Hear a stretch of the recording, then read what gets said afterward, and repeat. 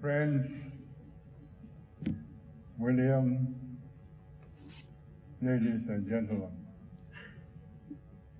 until today, I did not know that William is a philosopher. Behind that happy-go-lucky exterior, you have a very thoughtful person who wants to share his experiences with us. And if someone can quote Ernest Hemingway, then he must be a philosophical person.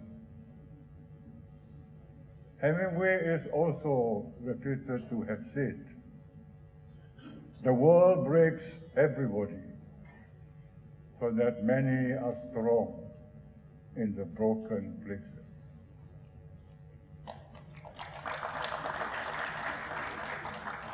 So William, throughout his life, has gone through so many episodes. The world tries to break him, but it fails. And now he is strong in the broken places. The ups and downs of politics, I remember one thing about William, is his perseverance. He never gives up. He never gives up. As they say of Hillary Clinton, she never gives up.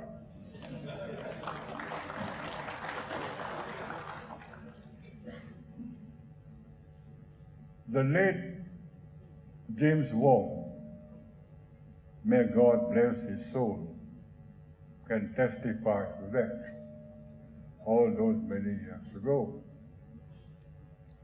He was Executive Secretary of SNAP, I think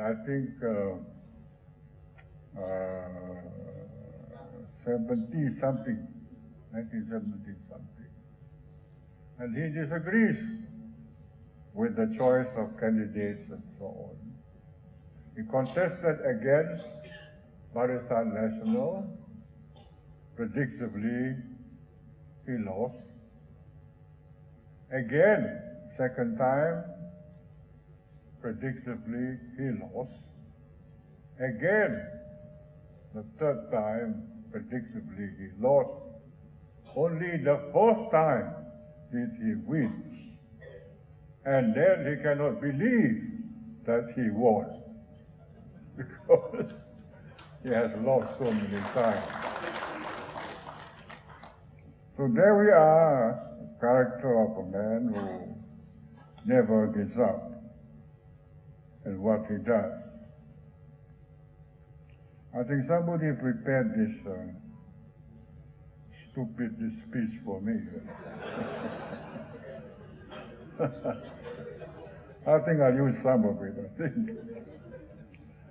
Browsing, selecting, retrieving voluminous archival materials, but not as much as Prajabu.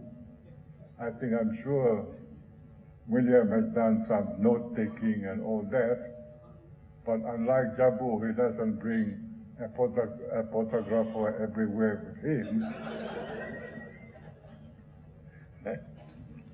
And speeches during his many years in public office, as well as in the community, must have been a painstaking process that required discipline and perseverance. I'm sure such outcome must have been equally satisfying and enriching to William and to us all. People ask me, why don't I write a book? My answer is very simple. If I do write a book, I want it to publish after I am dead, so that people will not sue me for libel. My book will be definitely slanderous, left and right. The initiative by him to produce a book that brings to light a good selection of quotes and speeches over the years covering politics, development, community, sports, and youth is commendable. This is something that most politicians don't do. They don't like to write about themselves, not because they have a small ego. All politicians have an ego, but because they're afraid of libel. That is why they won't dare write a book. But after reading William's book, I cannot find anything libelous or slanderous in that one. This is something that most politicians don't do.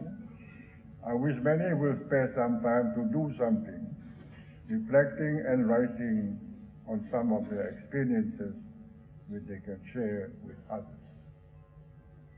And they can share their experience with others widely so that they can have experience also.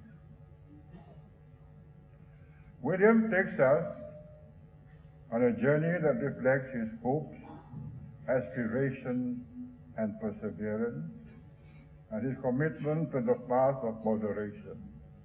That is what he said.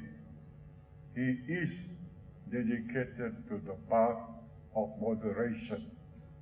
And that is the only way in Sarawak. That is the only way in Malaysia. The path of moderation. Extremism will take you nowhere. Extremism will create enmity, distrust, and disrespect for one another, and it will bring chaos to the country. The only way is moderation, and that has rescued us all these many years. And William, of course, subscribed to that. It's a journey that goes back to his younger days in the Longhouse in Pakan and to the challenging years in politics and public life. Imagine a young boy in a rural place, lacking facilities, not even a proper road, not even a proper school, where you have to go by river and so on and so forth. He turns out to be a philosopher. Just imagine that. It's quite an achievement.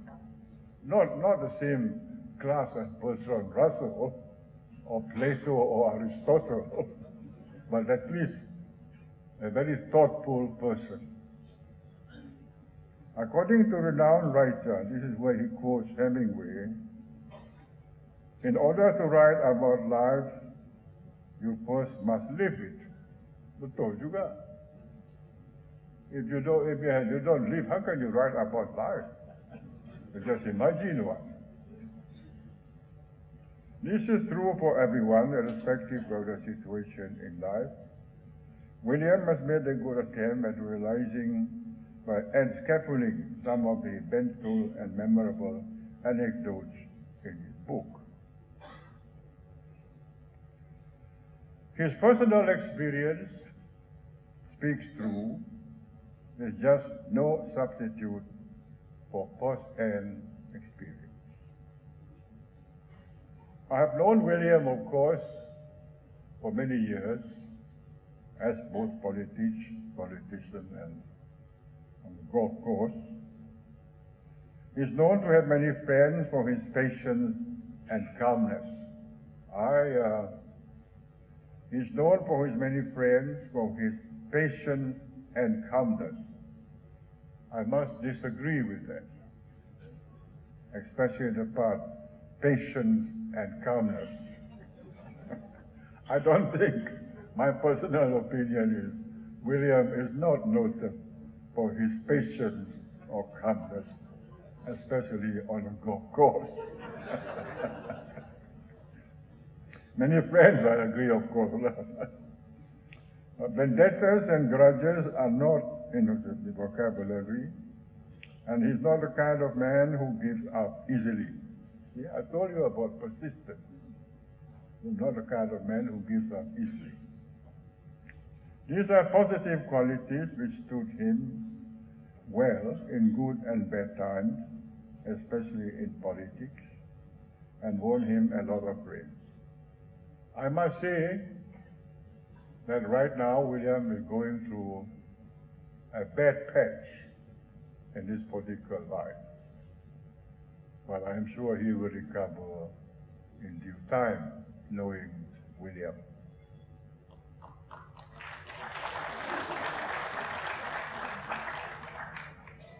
He has a colorful political history. After a dismal performance in his debut election, etc., etc., he rose from the ashes to become a rightful place in the mainstream politics of Sarawak. He's also a team player. He displays a leadership that is moderate and accommodating, and is able to rise above intrigues to embrace the picture of good politics. He is able, because of his experience, to rise above petty politics, petty skirmishes. You can see the long-term view, not the short-term view. He is not emphatic on winning an argument. He wants to see the long-term consequence thereof. And that is the sign of a matured politician.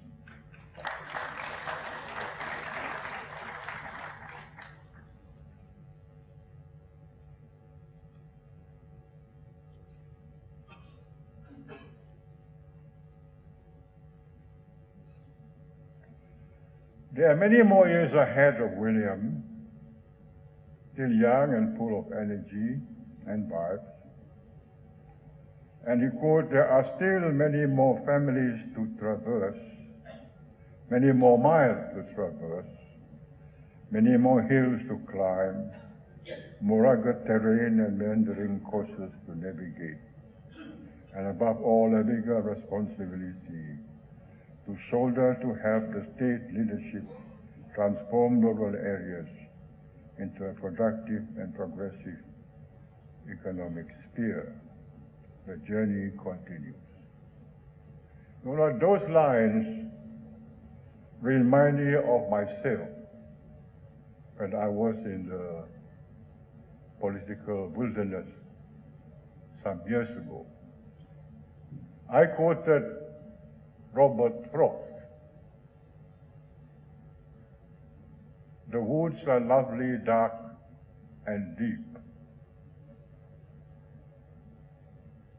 There are miles to go before I sleep."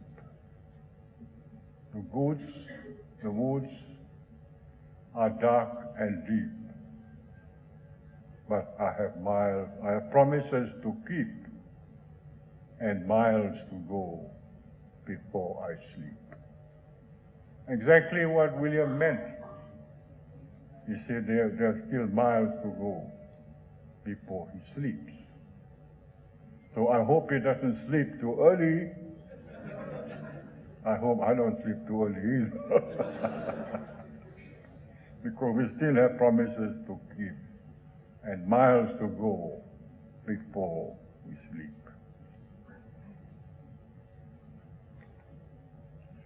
I therefore congratulate William for sharing his thoughts, ideas, aspiration. In fact, I don't agree with the word aspiration. This book is an inspiration, not aspiration. This book is an aspiration, yes, but also an inspiration to all others who read it. So William, thank you very much. Perhaps you can write some more books later on, but keep this side of libel, because I know if you were to write the whole thing, you'll be landed with a number of libel suits in the future. So I thank you very much for the book. I'm sure I will be reading it again, and I'm sure you will read it again as a political experience of a typical Sarawak politician. Sekian, terima kasih.